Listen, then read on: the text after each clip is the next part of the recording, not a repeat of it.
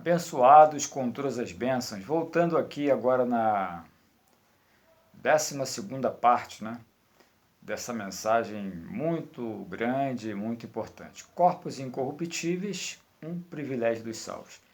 Eu terminei a 11ª parte tratando sobre Apocalipse 22, 8 e 9, quando João se ajoelha perante o anjo para o adorar.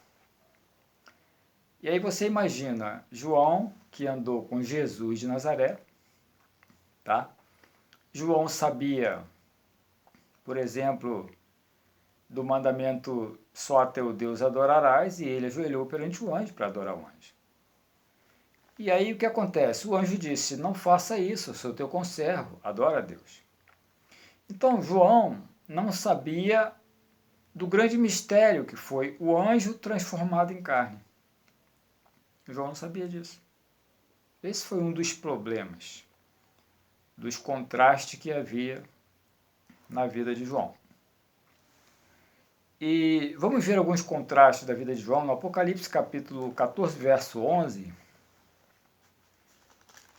Veja o que diz, 14, verso 11. Olha. E a fumaça do seu tormento sobe para todo sempre. Não tem repouso nem de dia nem de noite. Os que adoram a besta e a sua imagem e aquele que receber o sinal do seu nome. João está falando, obviamente, sobre um tormento eterno, que é a visão que João tinha, que eu expliquei durante o curso dessa mensagem, que João ouviu Jesus falar sobre o fogo eterno e criou essa ideia. Assim também como ele tinha uma ideia de que o diabo era espírito, por isso ele disse, olha, Satanás entrou em Judas, aquelas coisas que você conhece. Agora vamos comparar Apocalipse 14, verso 11, com 21, verso 5. Veja lá o que diz, 21, verso 5. Olha, 21, verso 15, ou perdão, 20, verso 15. 20, verso 15. Veja o que diz. E aquele que não foi achado escrito no livro da vida foi lançado no lago do fogo. Bom, a ideia que a igreja tem é que as pessoas que não creem em Cristo vão ficar queimando eternamente no lago do fogo. Olha, se você pegar, por exemplo, a história de Sodoma e Gomorra, você vai ver que, se não me falha a memória, foi Pedro ou Judas que falou que aquele fogo seria eterno. E você faz uma pesquisa, você vê hoje onde é Sodoma e Gomorra, que eu me esqueci agora, parece que é uma parte de um continente que está submerso. Não tem fogo nenhum lá, é água. Então você tem que saber interpretar a partir da historicidade, dos fatos, e algumas vezes você tem que ir no grego para você poder entender. Então aqui está falando do lago de fogo. Agora vamos comparar Apocalipse 20, verso 10. Veja o verso 10, olha. E o diabo que os enganava foi lançado no lago de fogo e enxofre. Olha, onde está a besta e o falso profeta. De dia e de noite serão atormentados. Essa era a ideia de João. Que vai ter um diabo, uma besta, um falso profeta, e todos aqueles que não creem em Cristo vão estar lá, atormentados para todo sempre. Mas Josias, está escrito? Sim, está escrito. Olha, está escrito também sobre o fermento dos fariseus. E você acha que é o fermento de fazer bolo? Claro que não. Então tem que entender contextos, contexto local, contexto remoto, contexto geral da Bíblia. Agora vamos ver Apocalipse 20, verso 10, que nós lemos agora, com Apocalipse 21, verso 8. Olha, nós lemos sobre o 20, verso 10, vamos confrontar com 21, verso 8. Diz assim, olha, mas quanto aos tímidos, aos incrédulos, aos abomináveis, homicidas, aos fornicadores, os feiticeiros, os adúlteros, os idólatras, e a todos os mentirosos, a sua parte será no lago de fogo e enxofre, no mesmo lugar, o que é a segunda morte. As pessoas acreditam que a segunda morte significa simplesmente o local. Não, pessoal. Segunda morte significa que morreu uma vez, vai morrer de novo. Mas como?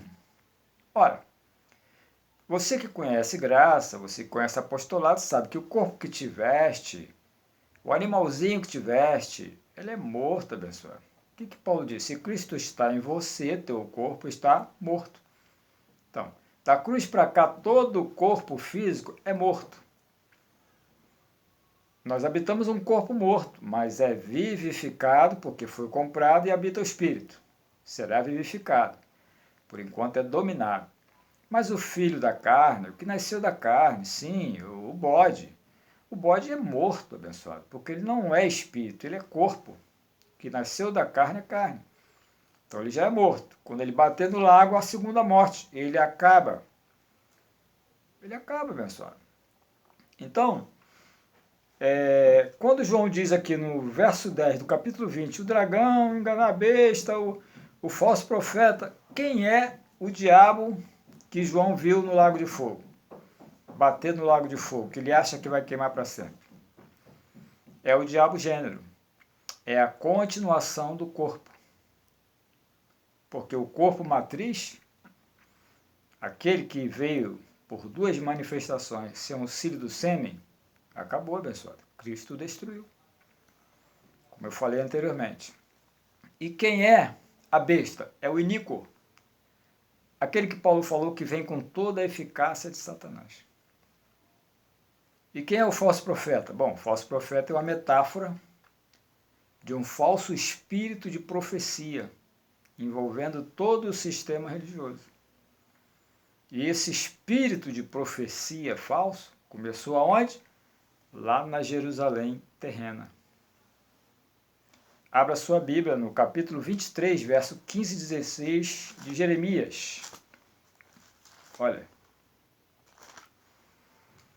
Jeremias 23, 15 e 16. Veja o que diz a Bíblia. Olha. Portanto, assim diz o Senhor dos Exércitos, acerca dos profetas. Eis que lhes darei a comer a losna, e lhes darei a beber águas de fel, porque dos profetas de Jerusalém saiu a contaminação por toda a terra. 16. Assim diz o Senhor dos Exércitos, não deis ouvido às palavras das profecias, que entre vós profetizam. Ensinam-vos vaidades e falam da visão do seu coração, não da boca do Senhor. Olha, abençoado com todas as bênçãos que me assiste. Eu nunca vi tanto profeta na terra como nesses dias do coronavírus. Você sabe que o coronavírus, ele, na minha visão, na minha humilde visão, é um acerto de contas com Deus com uma parte da população. É um juízo de Deus, porque Deus é juiz.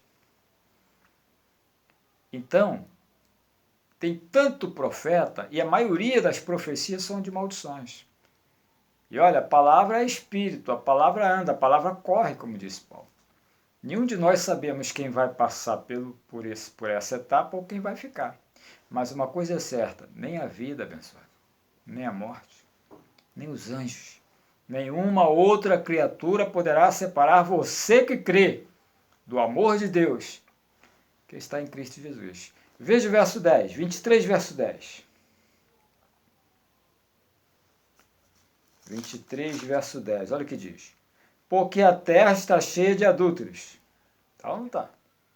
E a terra chora por causa da maldição. Em algumas traduções, por causa da maldição divina. E os pastos do deserto se secam, pois a sua carreira é má. E a sua força não é reta. Então, a ideia de fogo eterno, de ficar no fogo eterno para sempre, é uma ideia da cabecinha de João, com 95 anos, desterrado para a ilha de Patmos. 85 anos, desterrado para a ilha de Patmos. Veja agora, Hebreus capítulo 2, para você ter uma ideia do que eu estou lhe falando. Hebreus capítulo 2, verso 14. Veja o que diz a Bíblia, olha. E visto como as ovelhas, os filhos, participam de carne e sangue, também ele participou das mesmas coisas para que, através de sua morte, destruísse aquele que tinha o império da morte. Eu expliquei durante a mensagem que a visão de João, a sabedoria de João era limitada. Paulo recebeu revelação, João recebeu visão. E Paulo diz, através da morte, Cristo destruiu o diabo. Então você pega Hebreus 2,14, compara com Apocalipse 20, no verso 10, no verso 15, você vai ver os contrastes entre João e Paulo.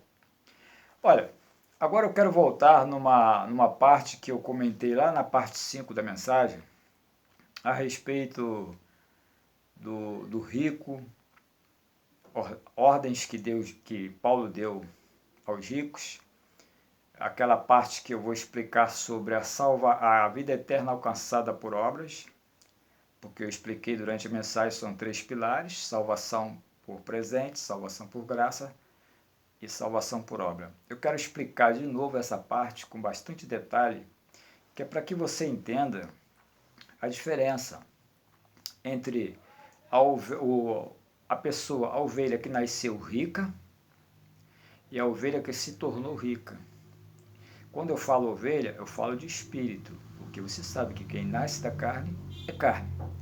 Eu continuo na próxima parte.